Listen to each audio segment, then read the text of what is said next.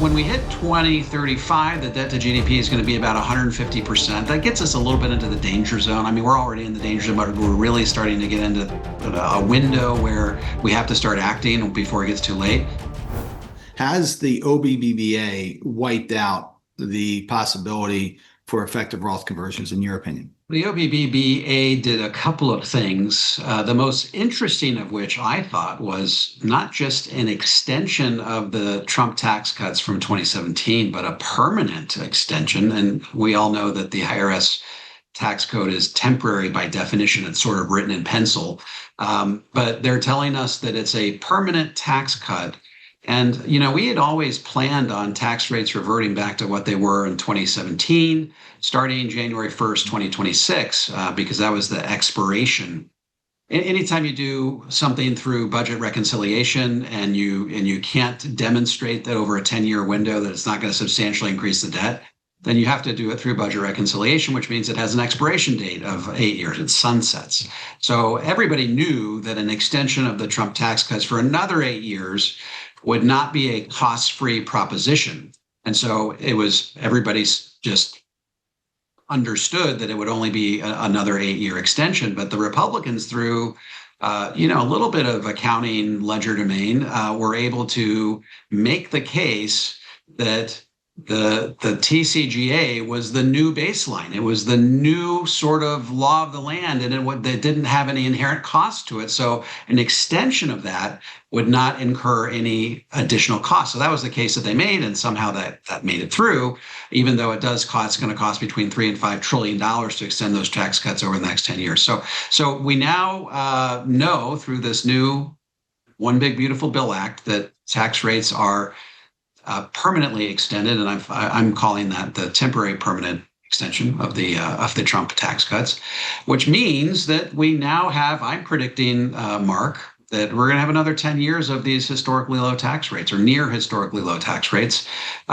So for people who are interested in doing things like Roth conversions and want to have some degree of certainty as it relates to their tax bracket when they execute those Roth conversions, I think you're going to have about next 10 years. And the reason I'm saying 10 years or until 2035, saying through tax year 2034, is because when we hit 2035, the debt to GDP is going to be about 150%. That gets us a little bit into the danger zone. I mean, we're already in the danger zone, but we're really starting to get into a window where we have to start acting before it gets too late.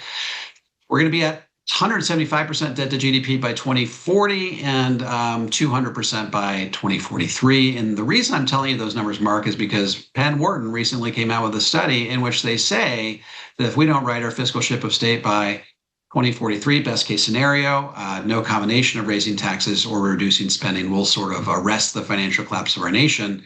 But they say, worst case scenario, that could happen as soon as 2040 when we hit 175% debt to GDP. So when we hit 2035, we could, in theory, have only 5 years to act to get our house in order, raise more revenue before we start defaulting on our debt or have to start to really do drastic things to prevent us from defaulting on the debt. So I see that no politician wants to get voted out of office before they absolutely have to. So they're going to continue to kick the can down the road on the fix.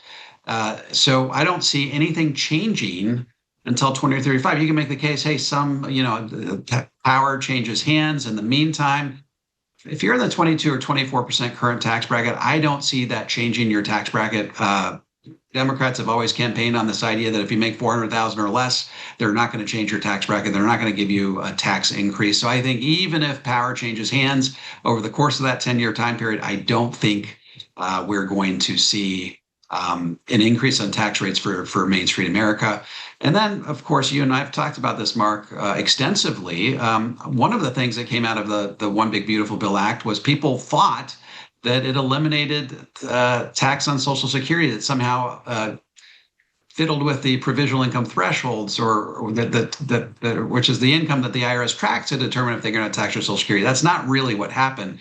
What happened was they increased slightly the standard deduction from $30,000 to $31,500, and then they basically gave, if you're 65 or older, they gave you a special senior deduction that lasts for 4 years, 2025 through 2028. 6,000 if you're single, 12,000 if you're married. And the net effect of that is that a lot fewer people will end up paying taxes on their Social Security, but it doesn't change the fact that provisional income is still sort of the law of the land, and they will be measuring your provisional income, and you just don't buy into the narrative that Social Security taxes is necessarily going away. And of course, it's going to come roaring back in 2029.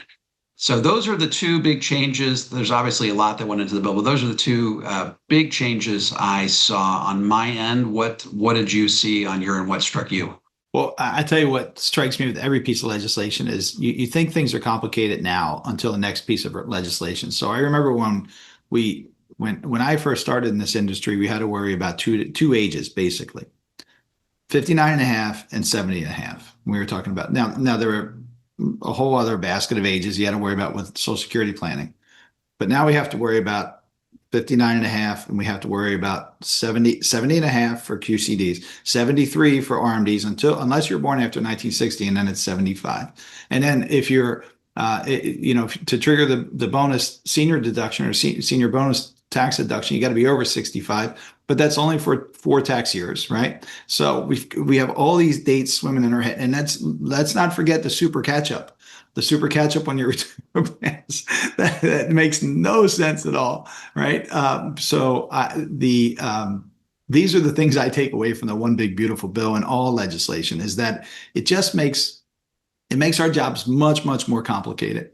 And I always say to people that when we bring a recommendation to someone, we prove it out first in the financial plan. And I wish there was a planning portal that just allowed us to input the numbers and it calculates like this.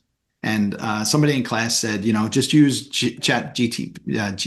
But I did a class, a presentation for our local college here when my daughter was attending there for the honors program. They wanted me to present about some financial basics for college students, and I had fun playing with the AI platforms. But some of the math was wrong. So I wouldn't put my tax strategy in the hands of AI at this point. It can be a good assistant, but it's not the end all be all. But I don't know how an individual does it by themselves at all when it takes a team of experts sitting here in my office, including certified financial planners, chartered financial analysts, and CPA, and also a team of experts from your group and the slot group, and to be able to put all these things together. So what I take away from it is just unnecessary difficulty and frustration. And someone in my position could say job security, but I think things just need to be simplified for the American people a lot better.